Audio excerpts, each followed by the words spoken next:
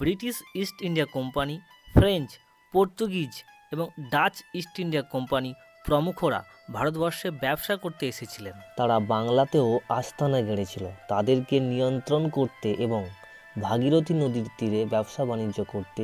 মুর্শিদ কুলি খান 1703 সালে অস্থায়ীভাবে বাংলার রাজধানী ঢাকা থেকে মুর্শিদাবাদে স্থানান্তরিত করেন এবং পাকাপাকিভাবে বাংলার রাজধানী ঢাকা থেকে মুর্শিদাবাদে স্থানান্তরিত করেছিলেন 1717 সালে, যখন তিনি দিল্লির সম্রাট ঔরঙ্গজেবের নির্দেশে বাংলার নবাব হিসাবে নিযুক্ত হয়েছিল।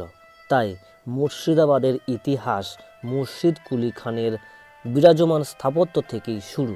মুর্শিদ কুলি খানের ইতিহাস একটু জেনে নেওয়া যাক। মুর্শিদ কুলি খানের জন্ম হয়েছিল একটি ব্রাহ্মণ পরিবারে। পরবর্তীকালে তাকে কেউ চুরি করে হাজি ইস্পাহানির কাছে কৃতদাসী রূপে বিক্রি করেন। হাজি তাঁর নাম পরিবর্তন করে রাখেন মোহাম্মদ হাদি এবং তাকে ইসলাম ধর্মে দীক্ষিত করেন। কাটরা মসজিদের ভেতরে ভারতের জাতীয় পতাকা দেখতে খুব সুন্দর লাগছে। মুর্শিদ কুলি খানের বিরাজমান স্থাপত্য হলো কাটরা মসজিদ এবং এই মসজিদের সিঁড়ির নিচে থাকা তাঁর সমাধি। মসজিদটির পেছন দিকে 70 ফুট উচ্চতার দুটি গম্বুজ আছে, যেটি ওয়াচ টাওয়ার রূপে এবং আজান দেওয়ার কাজে ব্যবহার করা হতো। এটা মসজিদটির পশ্চাৎ দিক। আমি মসজিদটির পশ্চাৎ দিক থেকে প্রবেশ করছি। এখন আপনারা দেখতে পাচ্ছেন মসজিদটির ভেতরে ফুলের বাগান।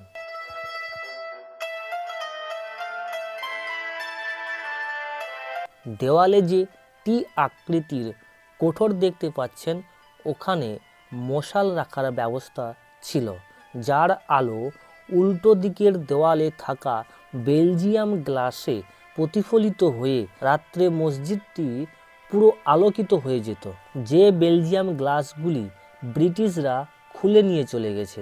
মসজিদটির ওপরে যে ঘরগুলি দেখতে পাচ্ছেন, এগুলি হলো অতিথিশালা।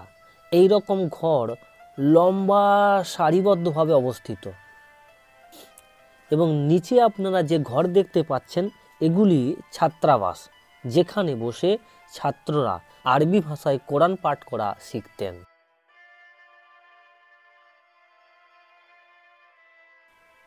তবে বলে রাখি, মুর্শিদ কুলি খাঁর রাজপ্রাসাদ এখানে ছিল না।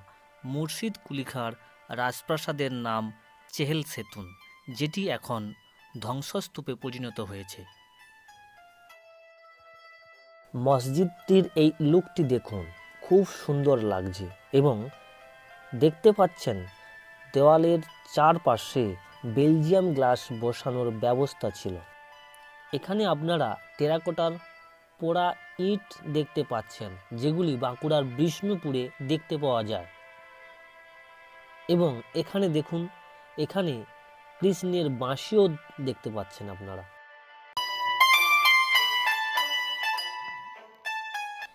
এই স্থাপত্যে আপনারা এই রকম অনেক সুড়ঙ্গ দেখতে পাবেন, যেগুলি দিয়ে বাতাস চলাচল করার জন্য রাখা ছিল, যাতে গরমের সময় মসজিদটির ওপরের মেঝে ঠান্ডা থাকে।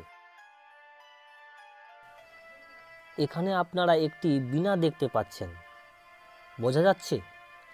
একটু জুম করে দেখাই, তাহলে বুঝতে পারবেন। আসলে এই মসজিদটি যে বহু মন্দিরের ভাঙা ইট দিয়ে তৈরি হয়েছে তার প্রমাণ এই জানালাটি দিয়ে দেখুন। মসজিদটির 5টি গম্বুজের 3টি গম্বুজ ভেঙে গেছে, উপরে গিয়ে দেখাচ্ছে। এই সিঁড়ি দিয়ে মসজিদটির মেন ফ্লোরে উঠতে হবে, যে ফ্লোরটি ঠান্ডা রাখার জন্য ওই সুড়ঙ্গগুলি তৈরি করা হয়েছিল। আপনারা মেঝেতে যে ছোট ছোট ইট দেখতে পাচ্ছেন, একে বলা হয় বাংলা ইট। এই ইট এখন আর পাওয়া যায় না। এই ইট দিয়ে পুরো মেঝেটি তৈরি হয়েছিল। এবং আর একটা বিষয়, আপনারা দেখুন যে মেঝেতে বর্গাকারে আসন তৈরি করা আছে এবং এই রকম আসন ফ্লোরটিতে মোট 2000টি রয়েছে, যেখানে মোট 2000 জন লোক একসাথে বসে নামাজ পড়তে পারত। এবং যারা নামাজ পড়তো তাদের গায়ে যাতে রৌদ্র না লাগে তার জন্য ওপরে ওই অ্যাঙ্গেলগুলি থেকে ত্রিপল টাঙানো থাকতো।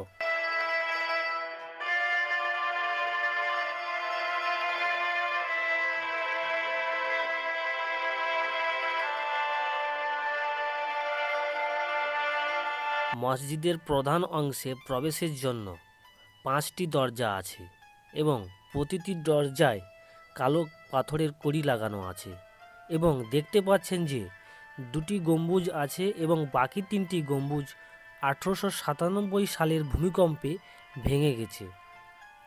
এটি মসজিদের ভেতরের অংশ।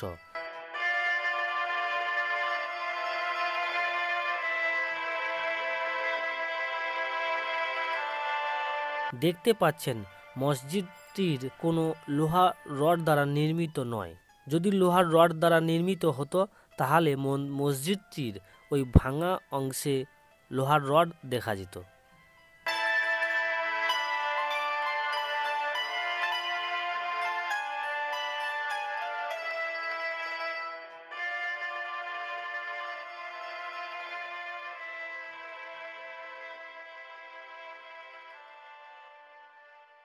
যখন ঔরঙ্গজেবের সঙ্গে মারাঠাদের যুদ্ধ চলছিল সেই সময় ঔরঙ্গজেবের অর্থভাণ্ডার প্রায় শূন্য হয়ে গিয়েছিল।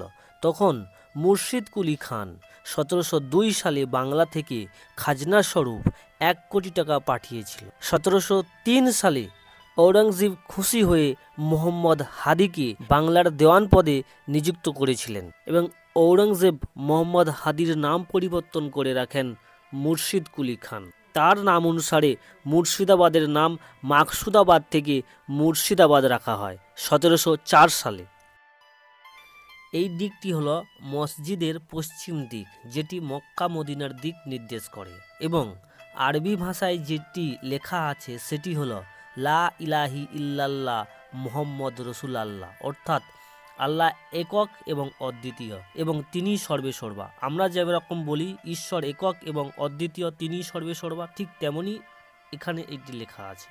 পরবর্তীকালে 1717 সালে মুর্শিদ কুলি খান বাংলার নবাব হন এবং 1724 থেকে 1725 এই 2 বছরের মধ্যে এই মসজিদের নির্মাণ কাজ শেষ হয় এবং এই কাজের দায়িত্বভার ছিল মুর্শিদ কুলি খানের অনুচর ফরাজ খাঁর ওপর। তিনি প্রচুর পরিমাণে মন্দির ভেঙে তার ইট ও মশলা দিয়ে 2 বছরের মধ্যে এই মসজিদটির নির্মাণ কাজ শেষ করেছিলেন।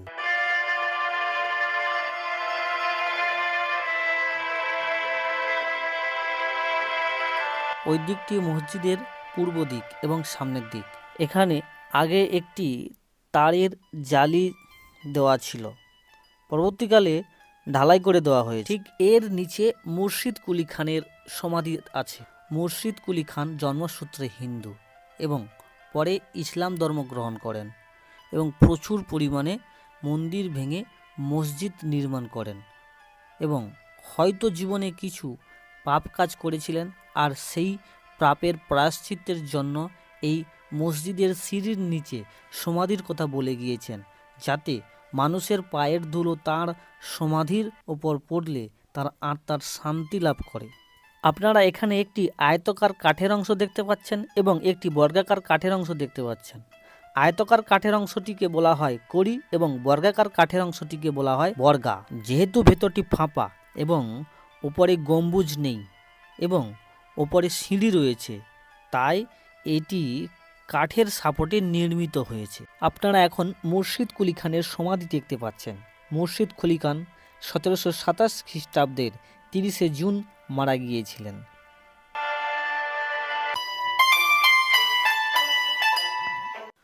মসজিদটির সামনে 2টি 70 ফুট উচ্চতার গম্বুজ ছিল, যেগুলি 1897 সালের ভূমিকম্পে ভেঙে গেছে।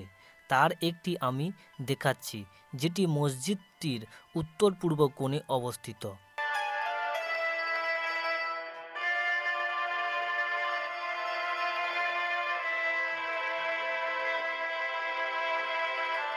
এই ভাঙা অংশটি হলো সিঁড়ির অংশ।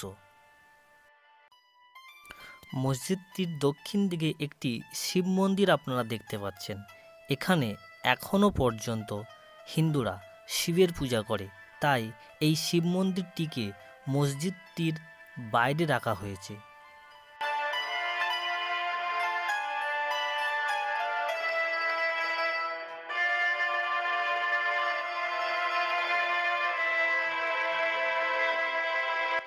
1897 সালের ভূমিকম্পে উত্তর দিকের অতিথিশালার গম্বুজগুলি ভেঙে গেছে, সেগুলি আপনারা এখন দেখতে পাচ্ছেন। 70 ফুট উঁচু এই গম্বুজটি উত্তর পশ্চিম কোণে অবস্থিত।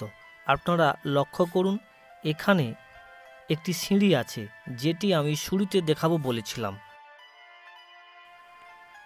এরপরে আসতে চলেছে মুর্শিদ কুলি খাঁর মেয়ের সমাধির ভিডিও, মুর্শিদ কুলি খাঁর জামাইয়ের সমাধির ভিডিও, মুর্শিদ কুলি খাঁর নাতি অর্থাৎ মেয়ের ছেলের সমাধির ভিডিও এবং পরবর্তীকালে নবাবদের স্থাপত্য এবং তাদের সমাধিক্ষেত্রের ভিডিও। আর এগুলি দেখার জন্য যতজন আমার এই ভিডিওটি দেখবেন, প্রত্যেকের কাছে অনুগ্রহ করে আমার চ্যানেলটি সাবস্ক্রাইব করুন। তাহলে এই ধরনের ভিডিও আপলোড করতে আমার খুব উৎসাহ লাগবে। Thanks for watching.